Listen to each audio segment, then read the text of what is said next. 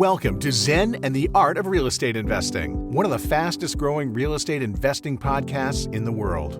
What if you could learn from experienced real estate investors? Find out what got them to where they are now. Get insight into their daily habits and take these insights to inspire your own growth. Each episode, Jonathan Green shares an in-depth look at the mindful approach to real estate investing. Jonathan is a lifelong real estate investor and the founder of Streamline, a data-driven, investor-friendly, independent real estate brokerage located in Madison, New Jersey. Whether you're looking to start from scratch, get to the next level, or just for a straightforward and honest approach to real estate investing, this is the free mentorship program you can take with you anywhere. Now, here's Jonathan.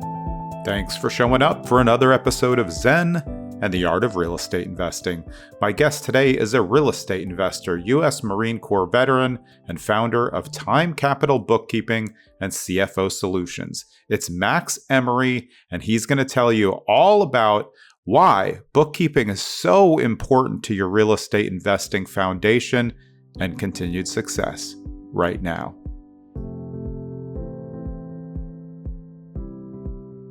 This is episode 290 of Zen and the Art of Real Estate Investing with my guest, Max Emory. Max is a bookkeeping firm entrepreneur, a real estate investing bookkeeping educator, and a real estate investor in his own right. His company is Time Capital Bookkeeping and CFO Solutions. Max, welcome to the show.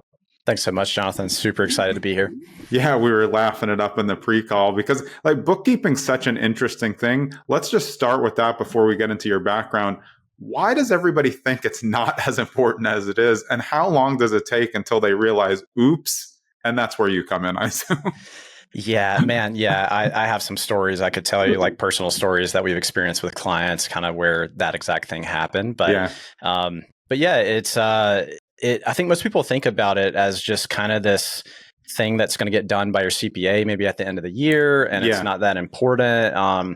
I really try to get people to see that it's the foundation for like the financial side of your business, right? Like everything starts with that bookkeeping. If that's not in place, tax strategy is tough to do, like cash flow management even is kind of tough to do without that in place. And so there's a, acquisitions, decisions, like that's our big thing is like decision ready financials to, make better decisions for real estate investors. And so man, that I guess missing out on opportunities is probably the biggest thing that I think people just don't think about. But yeah, man, it's one of those things where I think people think it's like just kind of like bean counting, like it's a super simple thing. Like I can just kind of let it go, or I can just hire maybe somebody who's not qualified to do it. But especially for the real estate investing world, like that's a myth.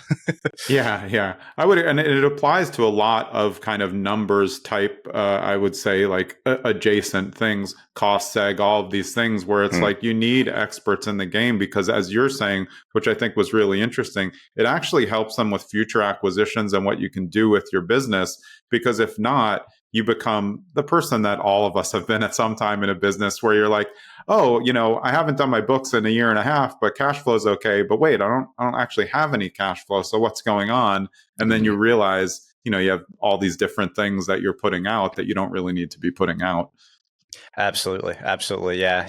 And even, something that happened recently, even just something as simple as miscategorizing something. I had an investor come to us, and prior to them being a client, just kind of, I do like a free diagnostic review for investors, just as a thing that I do. And like there were so many things that were miscategorized. It was like 50K worth of transactions over the couple of years that were miscategorized, and it inflated their taxable income. So they were paying a lot more in taxes than they should have been paying. And that was a incredibly simple bookkeeping mistake, right? And so that's something that like a bookkeeper who knows what they're doing and knows your industry, like they're going to catch stuff like that. And so, it roughly, 22% tax bracket-ish for them, assuming, that's going to translate to like $11,000 back in their pocket that they shouldn't have paid, in taxes. So yeah, I mean, it's to your point, it's a lot more important than people think it is, especially in real estate. Yeah. And I mean, year to year, I would think that having a good relationship with your bookkeeper and your bookkeeper having a good relationship with your accountant or someone who's doing the cost seg is really important, because some years you want to have that taxable income high because you're going to be extremely more lendable that way if you're looking to do more acquisitions. And then other years, you're going to use these deductions and things that you can find to reduce it. So you just don't have to pay as much taxes and you're not in acquisition mode. Am I right about that? Yes, 1,000%. Yeah. Yeah, that is something that we kind of work with. And I say we, but like any bookkeeper that like knows what they're doing and serves real estate investors, like they're going to work with you on a kind of a yearly basis. And they, hopefully directly with your tax professional, so your advisor and also your filer, just to make sure we're kind of all synced up, all on the same page. Because there are so many little different things in the tax code that, as you know better than most people, that are super beneficial to real estate investors. There's a lot of stuff in there that we can play with. And so a lot of the categorizations that we make on the bookkeeping side, they can go either way. Do we want it on the balance sheet, or do we want it on the P&L through, something like the routine maintenance safe harbor or something like that, So there's a lot of things we can play with to get that taxable income up or down, depending on what your goals are. But I'm glad you said that, because I had another client probably 2 months ago before he came into our firm. Our goal was to maximize his taxable income so that he could qualify for financing. And so we took a different take on it. Yeah, I think it's really important. And I mean, I know from my own personal experience that when I don't use it, I'm thinking just what you said in the beginning. Oh, it's not that big a deal. Like, I just have one property. What's the big deal if I'm not tracking it? But then the more you get into it, you realize, wait, and of course, I've talked about this with CPAs and everyone who has anything to do with books. These are all rules. Nobody's like, trying to like push something under the rug. There's just smart strategies that you can take by being an expert in the areas to know, hey, does this qualify better as this or for this, like you're saying, which could save you $11K when maybe you need that $11K. Absolutely. Yeah. Just to the bottom line, or maybe to, pour into a different property, or what have you. So there's just so many cases like that. And I think the biggest disconnect, specifically for real estate investors, and myself included, I was an investor before I started this bookkeeping firm. So we think it's not that complicated, like if we're a landlord, we have our portfolio and it's like, oh, it's just, a little bit of money in and out each month. It's super straightforward. But once we actually start getting, like, once you have a professional like doing your bookkeeping, it's much more complex than you probably think. I think most people think just money in, money out, the cash flow aspect of it, but they're not really thinking about the full financial picture and kind of how that translates on the tax side as well come tax season, which is a huge pain point for investors. So yeah, and much harder to clean everything up, when it's January 26th and your accountant's like, I only have another week to look at your stuff. And you're like, well, I don't even have bookkeeping. As you're saying, a lot of people do think, hey, I'll just send it to my accountant. Like they're doing 90 different people's taxes. They don't really have time to do also all of your bookkeeping. Yes. I'm so glad you spoke to that, because like, honestly, we're filming this episode like a good ways out from tax season. So like, now is the time to get kind of to get someone on your team who knows what they're doing, and to do this for you in a professional capacity. And if you don't have a tax pro, like I would probably get that first before January. If you're trying to do that in January, the best people that you can find, like they're not going to have capacity, like they're totally full. Yeah, awesome. Well, let's drop back on your real estate investing experience. When was the first time that you started to be interested just in real estate in general? Yeah. So I didn't grow up around any people who did anything like that, right? Like most people, I would assume. And so, I was probably 26, 27 when I heard the term real estate investing or real estate investor. And like as a thing, I always tell everyone, as a thing. Yeah. Because I grew up with a dad who was an investor, but we never called ourselves real estate investors. Like, he was an attorney, I was an attorney. We just did real estate. But now, like, everything has so much terminology, and especially because of your age, you probably happened upon something. Oh, wait, this is something. And it's also something you can do as a side hustle. Is that kind of how it fell into your lap? Yeah, 1,000%. Yeah. It was honestly Rich Dad Poor Dad. And so I was in the Marine Corps at the time. We were deployed out to the Pacific. We were on a Navy ship just out in the Pacific. Ooh, got plenty of time for reading there. Plenty of time. Yeah. Especially on those late night watches. But yeah, so I took, so it was like a 6-month deployment. I took 2 books with me on that ship. One was How to Win Friends and Influence People. Yeah, My Dale Carnegie. granddad, recommended that one to me. He was a politician back in the day. And so he loved that book. So I was like, okay, cool. I'll give it a shot. The other one was Rich Dad Poor Dad. And so I read, the one I read on ship was Rich Dad Poor Dad. And then it just like my brain just exploded, like I've never heard of anything like this. And so I started, whenever I could get access to internet, I started doing a ton of research. And then that kind of led me to Bigger Pockets and like other podcasts like yours. And then, books and all sorts of stuff. And so we were kind of based out of Okinawa, Japan at that time. And so once we got back and I got to like my barracks room and, I had my laptop and all that, and then I started deep diving. I started connecting with realtors. Like I essentially took immediate action to start to get into that. And so I think it was 4 months later. I think I was back in the States for maybe like a month, and I closed on my first duplex. So. Yeah, I'm laughing because so many of the veterans that I've had on the show, their reaction time to reading the book and then getting to the podcast and purchasing is so little. Like, because, you're used to this disciplined routine and then you're like, this sounds good, I'm going to do it.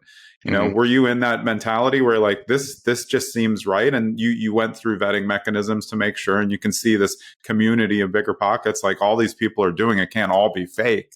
But seems like military, the ability to take action because of kind of the regimented way that you're doing wherever you are, whether you're deployed or you're in barracks, it's just everybody seems like, oh yeah, and I just bought one while I was deployed, or came home, bought one, and you did the same thing.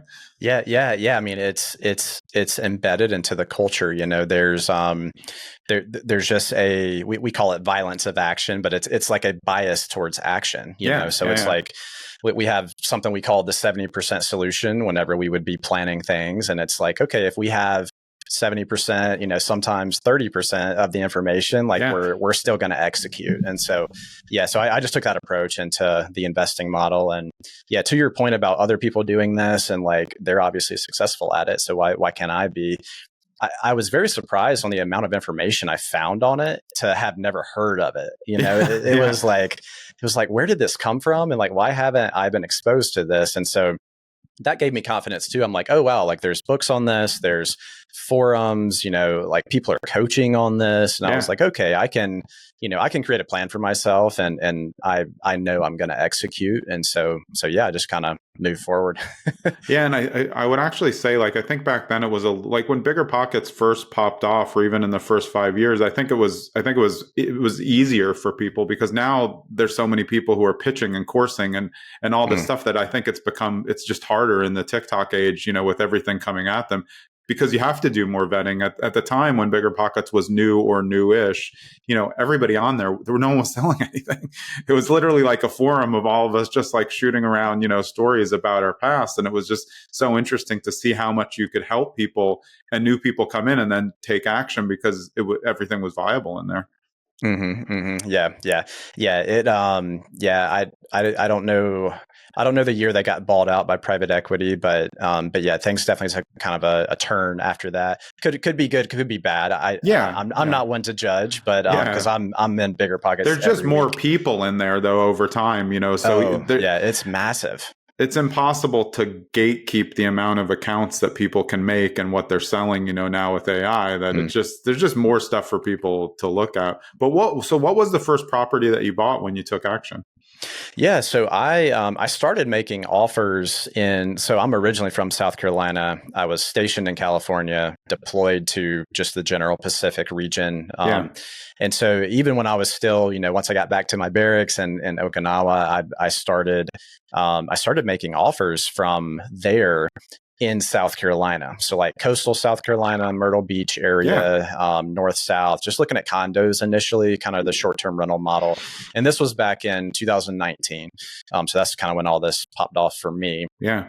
And so, continued doing research over the next few months and then kind of settled on, I think I want to do small multifamily. I kind of got like the itch for that, and it seemed to resonate with what I was trying to build. And so, I connected actually via Bigger Pockets. I connected with like a super REI savvy realtor in the Columbia, South Carolina area, which is where I went to college at USC.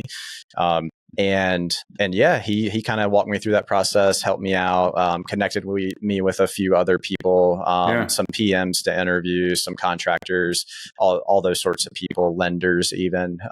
It was a duplex. I think I purchased it for like, $90K or something. It was an amazing deal. It already had tenants in it. I was going to run the BRRRR strategy on it. Yeah. And so that was my plan from the get-go. And so, I think I got back to the States in May of 2019, and I closed on that at, I think, August 1st-ish, 2019. So pretty quick turnaround. Yeah, but I mean, especially important for newer investors to note, since of course, a lot of people are investing out of state, but you had a tie to the area. So when I tell people how to build a list of where to invest, I always say, first list is every place that you've ever lived or spent a lot of time. And the second list is where your best friends and family live. Put those lists together. You're probably in good shape there somewhere. And you actually did that because at least when you're looking even from afar, you know the area. It's a college town, you can see streets and like, oh, I've been on that street. So you have a little bit more of a competitive advantage doing it that way instead of just, picking a town in Illinois or something. Definitely. Yeah. I like to tell people like, where do you have a competitive advantage? Like, which is essentially what you just said. And let's just start there. There may be something there may not, but let's just start there and just kind of see what we find. But super beneficial, outside of people you're paying, it's super beneficial to have a friend or a family member or somebody to say, hey, like, can you just pop over super fast and literally just drive by? And like, just like, tell me what you see, or maybe just do like a 10-second video or something and just send that to me. And, 9 times out of 10, like they're more than happy to do that. Right. So it's fun. It's fun. Yeah. Driving around, looking at new neighborhoods and stuff. Yeah. It's fun.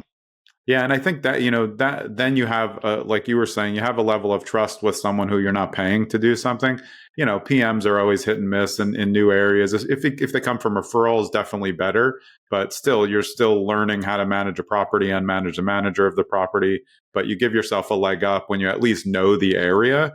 I think that really helps. It's very hard to learn an area from afar if you really want to be an investor in that area. Yeah, super hard. Yeah, you can only get so far with the Google Street View or whatever. It has its limitations. So you're scrolling up the blocks. You're like, oh, I've gone through the whole town. I'm like, have you ever been there? No, I've never been there. Well, that could be like 2 years old. Everything that you're looking at. Oh, probably not a lot's changed. And then you realize, no, there's a condo development there. Everything has changed. Yeah, and also, have you been there at night? Things look a little different at night. Yeah, Yeah. I mean, and that's also assessing your own personal risk tolerance for what you're up for, what types of properties you want. Obviously, that first one for you, price point matched. I mean, a duplex for under 100 sounds great. Do you remember what your rents were that were coming in at the time when you bought it? Oh yeah, it satisfied the 2% rule easily. Maybe like 2.5 or something like that. Yeah. Everyone's just crying right now because they're, I live in New Jersey. 0.65 is really sweet here. So. Oh no. There's so many places like that now, and even in that same market now, it's gotten. Like everywhere, it's gotten way tighter on the margins. Like you're not going to find a 2%er anywhere. You'll be lucky to find a 1% rule property. So yeah. Well, where'd you go from that first duplex? I mean, how was it running your first one? What'd you learn from it, and what led to getting the next one into the pocket?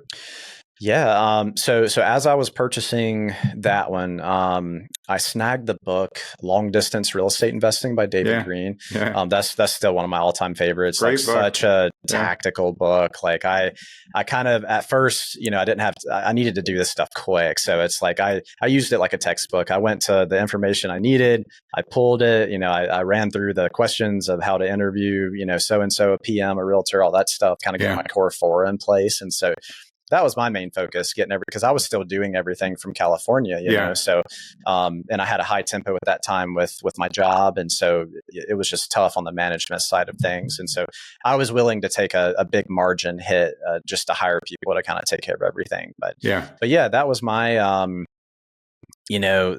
my initial experience was just interviewing a lot of different people and hiring people that, now I can see clear as day, they were never a good fit, but back then you don't know what you don't know, So I hired a PM that was just horrible. I had to fire her after maybe like a week. Same with realtors, same with, lenders I no longer work with and that sort of stuff. But yeah, eventually found a really good property management company, like small mom and pop type of deal in Columbia. And they manage a good amount of units, but yeah, we were with them for 2.5 years or so. But 3 months later after that, 4 months later, so December of 2019, closed on the second duplex in that same neighborhood. So we kind of struck a niche in that market. And we ended up continuing to buy duplexes in that neighborhood and just run the BRRRR strategy. That was a super effective strategy back then. Yeah, I think it's also helpful. I mean, it's helpful for all investors, but especially when you're new, if you're clustering in an area, then you're building your own rental comp. So if you buy another duplex and they're both 2-bed, 1-bath, like you already know what the rents are going to be if you upgrade them or what they do if you don't. So you're kind of helping yourself, and then you can play off each other. If you BRRRR out and get an appraisal high, you can use that to boost your other ones. I love that strategy. I think it's smart, especially when it's cost effective and you already, again, now you're learning even more about the area. I think it just makes for smart. And honestly, from a numbers standpoint and accounting and people you need to hire, it's just more efficient. Mm-hmm. Yeah. There's economies of scale there for sure. With the PM, we need you to do a service call or whatever out there, and there's a few other properties in the same neighborhood. It's like just knock things out back to back and save on service call fees and stuff like that. But yeah, speaking to that appraisal part, that is something we immediately notice, where it's like, and I say we because I eventually brought in a partner, guy I went to college with, still really good buddies today, and so we started buying in that neighborhood together. But yeah, we noticed that we're like, man, we can create our own comps, and so we can really dial in our numbers, and like we know our numbers to the T, because all the properties were pretty much on the same level too, as far as the renovations they needed. And, so we had a really dialed in strategy, which is awesome. Yeah, I think it also makes you just a little bit of a more qualified buyer for the area, especially if there's a lot of people who maybe they read David Green's book and there's a lot of people coming from out of state. You already have one in the area. So you're trying to build on that portfolio. And then the more you get, the more people know, hey, they know what they're doing. They know the area. They're not going to flake out, as opposed to just someone first timing it from Ohio trying to get in there. Maybe that just doesn't look as good. Yeah. 100%. Because we would, we would get letters every week for, out of state investors, like their direct mail campaign, right? Trying to buy our duplex that we you're like, I just bought it. Yeah, they're so stupid. We have a good thing going here, guys. We're trying to ride this out. Yeah. Well, we can just go to a quick bookkeeping note for them. That's wasted money, fellas. Like, you're not even vetting the list that you're sending. If they're mailing you right away and you just bought it, every time they send that, whatever your postage is just complete garbage wasted. And again, that's something easy to figure out. But again, you build big systems and then go out.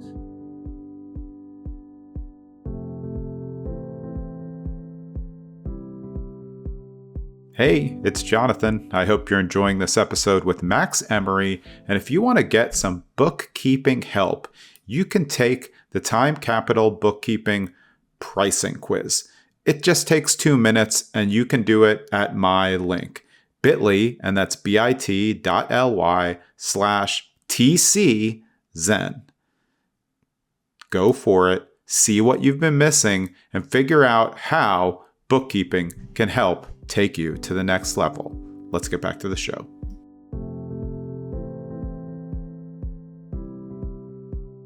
One thing I wanted to touch on, which I think was interesting, when you were saying you had to fire a bunch of PMs, fired a bunch of realtors, fired a bunch of lenders, that kind of goes to what you were saying before, the violence of action.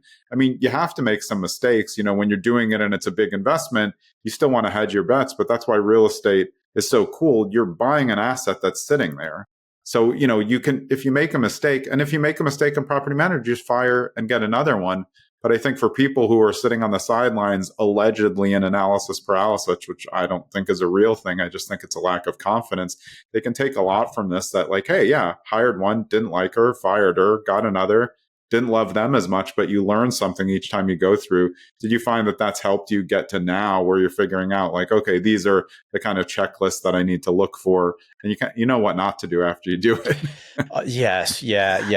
And man, yeah, we can speak to a lot of that with some deals that we had that went way south. But yeah, the people side of this, yeah, I mean, it's, anytime you kind of build your criteria, or at least I built my criteria for like what I want in specific positions over time, and just like working relationships in general, we kind of have like what we prefer, what we like. Are they a big thing for the PM for me, because I'm at a distance, was the technology aspect and the communication. So like they had to be tech forward. I had to have some sort of portal, some sort of visibility to where I can see what's going on with these properties that I own.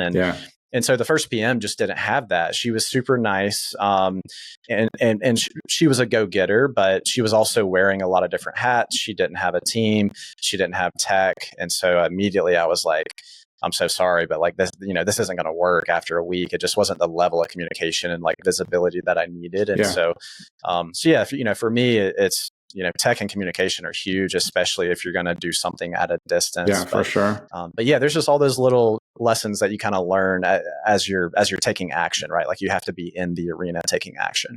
Yeah, but one of those tough things when you're looking for your first property manager and you just have one property with 2 doors is you're just not attractive to the big property manager. I mean, they need, they have 911 doors. They're just like, you want me to just manage a duplex? So who you have to choose from is a much different box than when you get scaled up. Yeah. And that, I totally forgot I did speak with a more like corporate PM in the area, and they service a lot of different areas too, like large company, very corporate. And that's essentially what they told me. They were like, the rents your one duplex is attracting just isn't super attractive. Right. 2.5% rule is cool, but it's not big. Yeah. Yeah. So we're not going to be able to service that unless you're basically willing to just give us 100% of your cash flow, and then we'll take care of it for you. Yeah. I mean, again, that, that's part of the learning curve though. So as you were scaling up with these units, when did bookkeeping start to play a role as you looked at your own, probably not that great bookkeeping, just like all of us along the way? Yes. Yeah. It's like, what? It's like, are we making money? Like, I feel like we are, but I don't really know. Yeah. Yeah, it definitely started the rent with us. comes in. That's good. We should be at, 2% rule, but why aren't we? We have no money to get another property. That's what you want to help with. And it's like, I have this fancy property manager. They give me cash flow statements on a monthly basis, which is amazing. Like, it looks like we're making money, but we have the mortgage outside of that. We have a little bit of just general business overhead outside of that. We're trying, we have acquisitions costs to get bigger, and we have all this other stuff that's kind of our PM doesn't see, So it's like, we don't have any money in the bank account. So that's very common though, right? We need to know why. Yeah. So go ahead. The solution to the kind of like uncovering, I'm sure with all of your clients, is it's very obvious why there's no money in the bank. It's exactly what you said. It's the rent is coming in one way, but there's a whole bunch of other things going out the other way, and nothing else coming in because only the rent's coming in, other than your appreciation, which you don't get unless you refinance. So it does make sense, but sometimes they need you to come in, clean it up, and show them like, this is why, because it's pretty obvious once you see it. Oh, right. We bought, we got a new furnace. So now we made no money across all 7 properties because that was $8,000. Yep. Those capital expenditures, they're sneaky because they reside on the balance sheet most of the time, not all the time, but most of the time. And so if we're just looking at a P&L, we don't see that $5,000 HVAC unit that we just had to get for one of the properties, So it's like, well, man, it looks like we made a lot of money in July, but I don't have any money in my account. So like, what's that about? Or the credit card bills are like massive. What's that about? So yeah, you need the full picture. The cash flow statement's huge, P&L, balance sheet, you need the whole thing. But yeah, kind of when it clicked with me, it's like, oh man, like basically every other investor that I knew at the time was also having the issues that we were having, where it's like, we just don't know. Now I sum it up to like, you don't know your numbers. Like, that's it. Like, it's super simple. Like, we didn't know our numbers back then. A bunch of other people didn't back then. And so just go into local meetups, with networking with other investors in California and South Carolina. That a lot of the troubles we would discuss with each other, I kind of summed up to, I feel like this all just goes back to bookkeeping. And, the bookkeeping is what produces our financials. And now we can look at our financials and see what's going on with the business. And so, it just all went back to that. And so I was like, man, like I've always been a huge personal finance guy. I've always nerded out on like my degrees in mechanical engineering. Like I've always nerded out on numbers in general.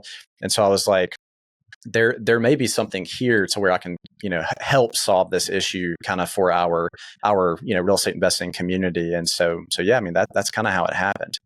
Yeah, one thing I was thinking that we didn't talk about when we started with it was I would think that technology makes people think that they have things in order. It's like, well, your bank account is separated. They give you a year-end statement. It doesn't mean that it's correct. And it doesn't mean that it's maximizing what you're supposed to do. But technology makes it seem like you have it all in order because you get the statement. I mean, that's probably what I do.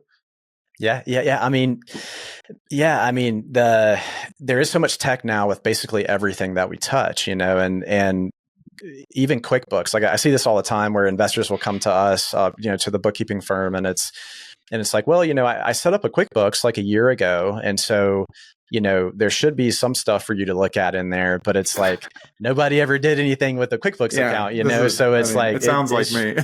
It's just blank. It's just blank. So it's like, we're going to have to clean all this up and, kind of set that foundation for you. But yeah, I think people maybe have, I don't know, a false sense of security or something with all the tech. Maybe that's it. Yeah. And I think sometimes it's like a busyness thing. You think, oh, well, I have to hire someone, because when you do get a bookkeeper, it's not like you can't talk to them. You have to get everything set up. Once you get it set up, it's a well-oiled machine. They're going to ask you questions monthly. You just answer the questions. But like, it is a lot in the beginning because you need to give them access. You need to make sure all these accounts, and they're asking you about other accounts. It's a lot of things to answer, kind of like when you get one of those surveys, it's like, I promise it'll only take 3 minutes, and you click in and it's 90 questions and you're like, oh, well, this isn't what I was looking for. So it does take really a partnership though to have a good bookkeeping relationship, right? It does. Yeah. 100%. Yeah. And kind of how I mentioned in the beginning, like your entire financial team should know each other. Like we should be synced up, like CPA, even your attorney, like whoever's handling your entity structures and stuff like that. Like we like to be tied in with them, definitely with your tax pro or your tax firm or whatever it is. And then, because we all kind of work together to do what's best for you and help you make decisions. And a lot of that stuff starts with the bookkeeping. And pretty much all of that stuff affects the bookkeeping, even the entity structure on the legal side, like it affects the bookkeeping heavily. So the onboarding is, I have a line that I send to each new client that we onboard, and I double down on this, kind of in the process before that as well, where it's like onboarding is going to be heavy, and you're going to hate it. Like it's going to be the worst part of this for you. I just want to set that expectation. Like there's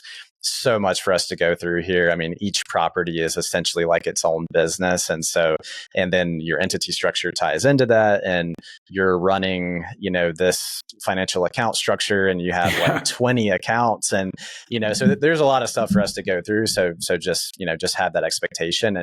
And that's kind of, that's something that is specific to real estate investing. Like we've served other industries, and it's like, wow, this business has one entity, a bank account, and a credit card, and like it's incredibly simple.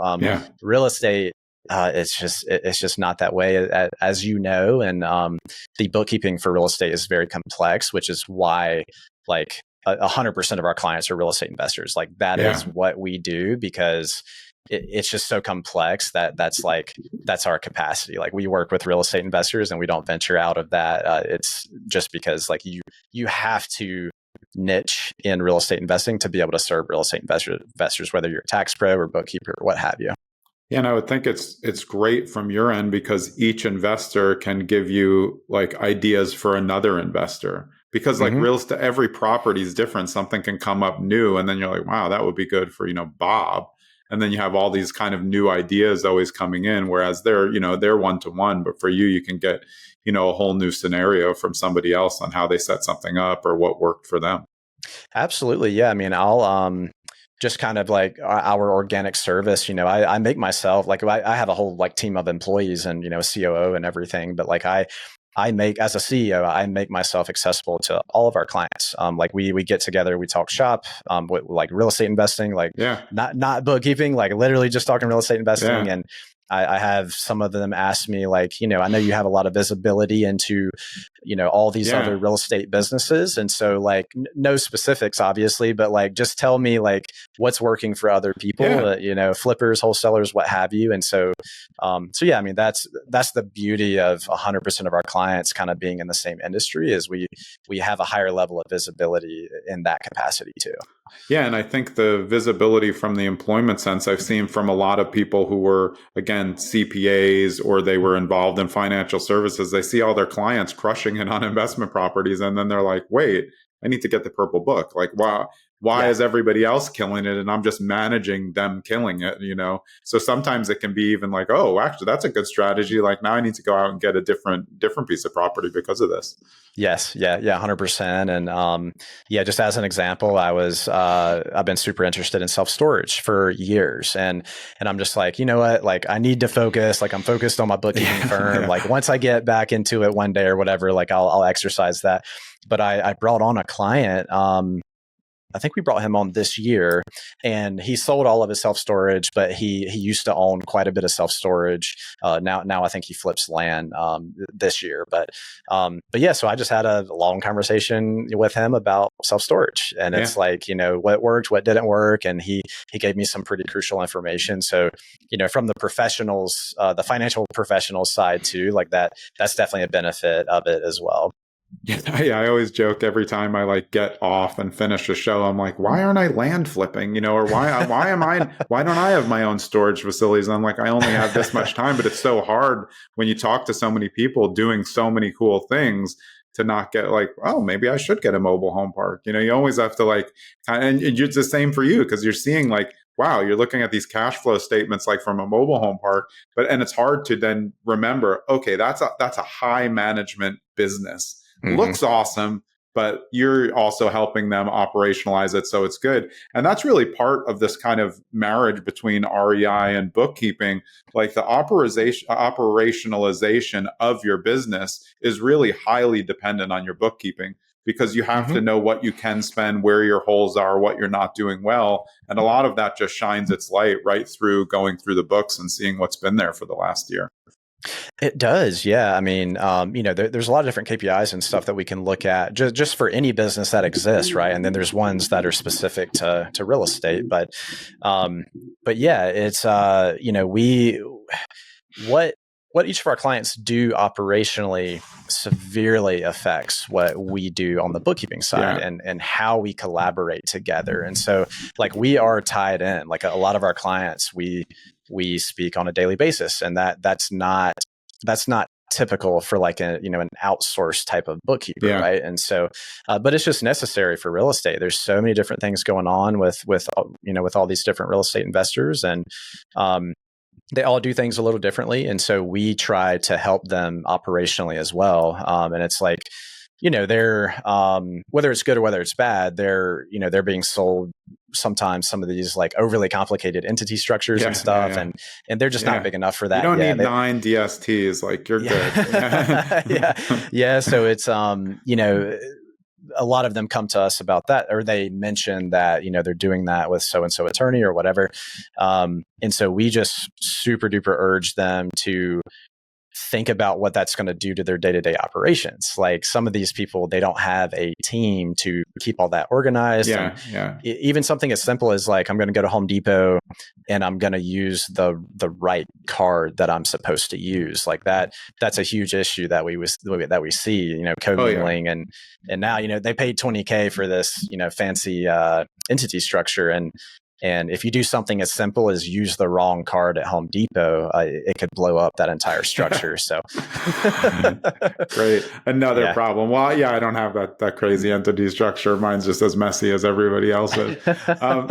Let's talk about so for someone who is running a real estate investing business, they have a few properties, but they don't have bookkeeping. What's something that they should do in advance to kind of just get themselves prepped, knowing that, hey, I need to at least have something in order, because it's very hard to bridge the relationship. If you're just giving a box of garbage to someone, it's going to cost more, and you're not really set up to even have the conversation if you know nothing about what's in there.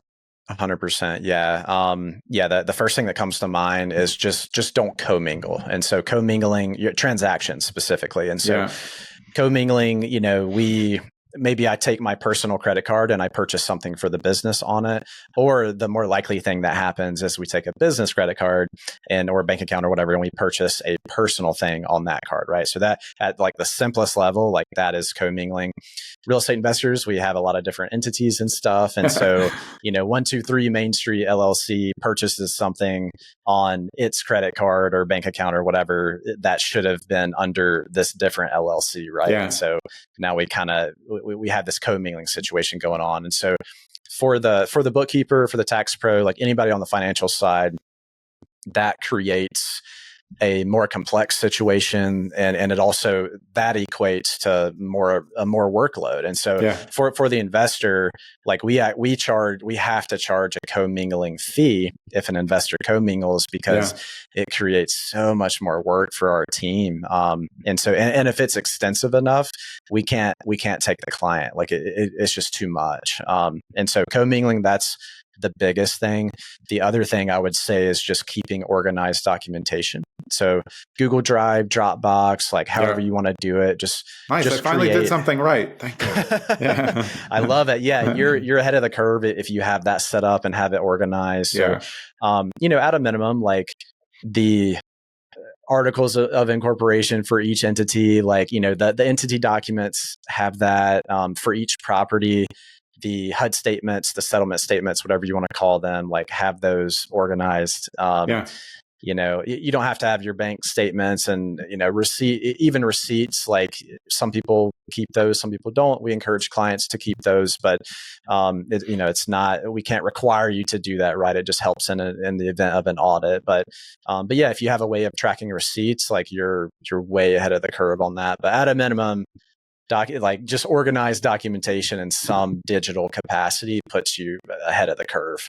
Yeah, and be light on the commingling. That's what my commingling's is usually just a mistake. If that's the case, like that's best case scenario for working with somebody. Yeah. But if it's kind of just a part of your daily operations now, like that's where it creates a big issue. Well, yeah, that must be an issue, especially for flippers if they're just doing a kind of. That's where I was very messy on some flips, because if I bought it and I didn't do a one-off LLC, or I didn't want to open another bank account, sometimes I would just be out, and there's no entity attached to it. I just bought it in my name. So you're kind of like running a business under your own personal name, but it's messy because you look at Home Depot and you're like, I don't know if I got that fan for home or for there. So I have always been good about getting this stuff in Dropbox and marketing it. And so I think that's a really good advice, that even if you don't have a professional and you're not going to get one for 2 years, if you organize this stuff while you're going, put the bills where they're supposed to go, you're gonna save a lot of money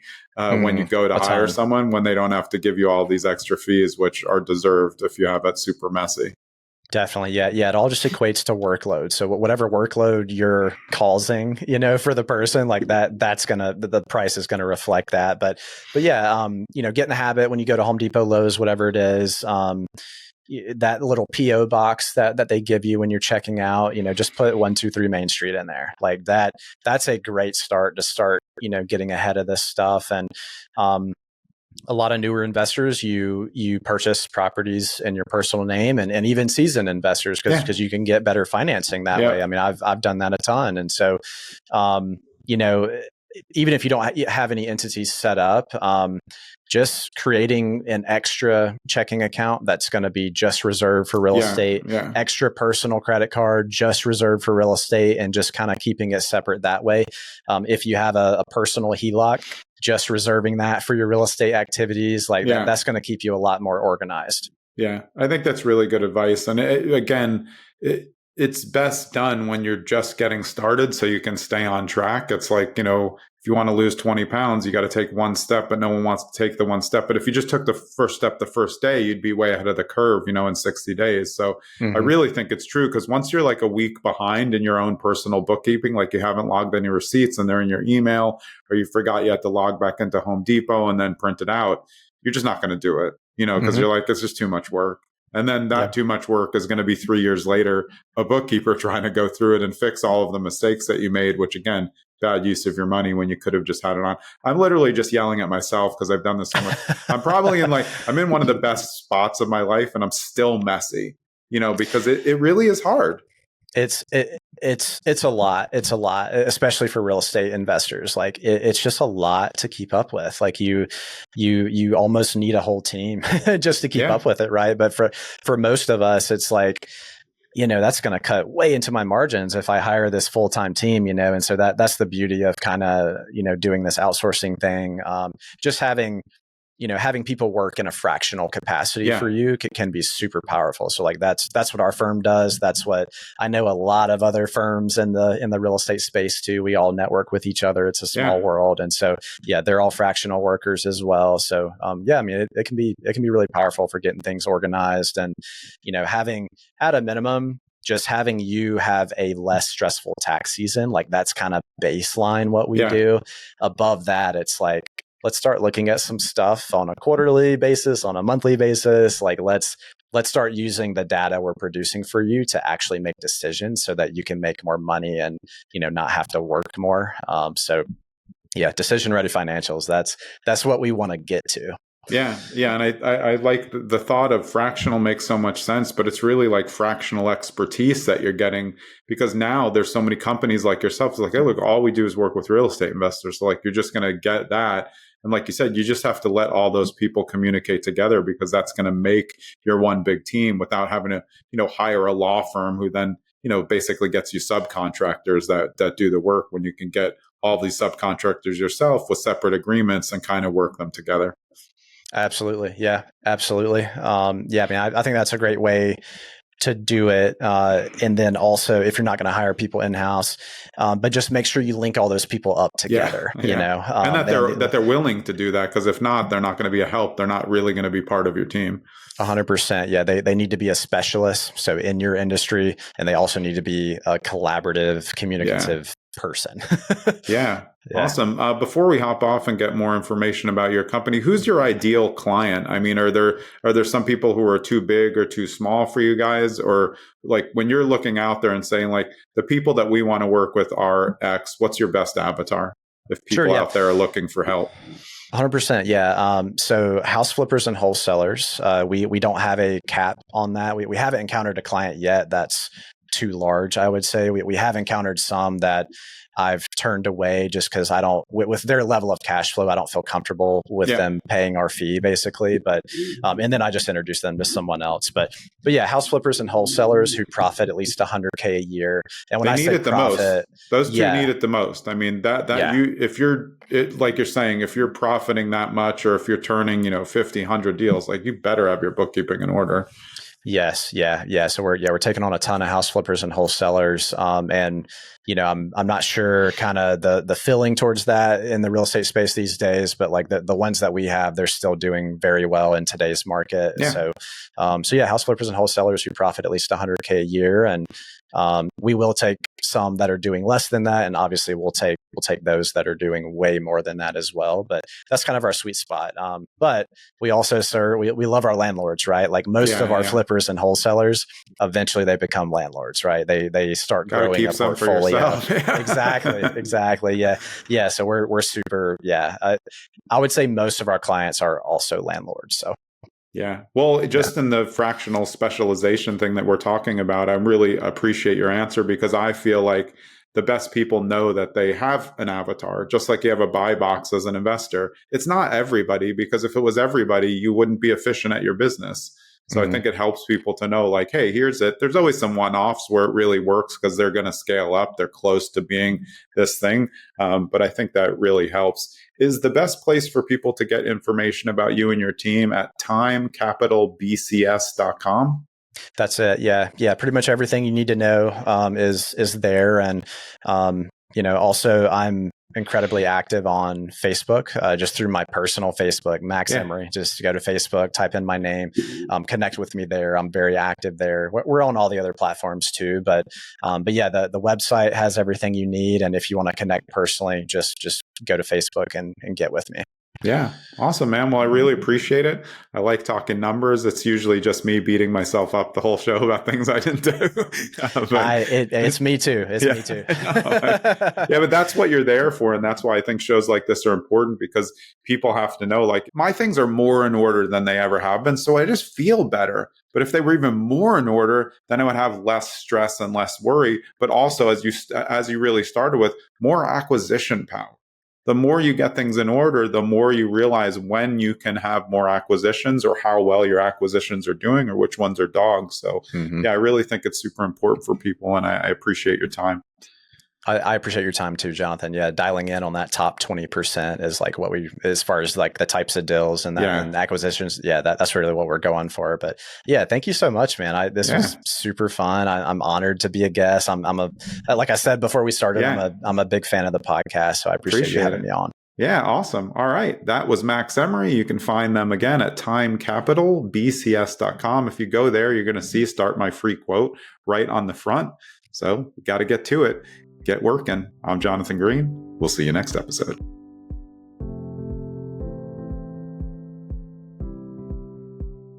Thanks for sticking around so you can get a preview of who's coming up on episode 291 of Zen and the Art of Real Estate Investing. And we're going mobile home park syndications with WCG Investments. We're talking to Tim Woodbridge, and we're going to talk about cash flow without managing tenants, toilets, or timelines. It's a mobile home show, and they're always different. We'll see you next episode with Tim.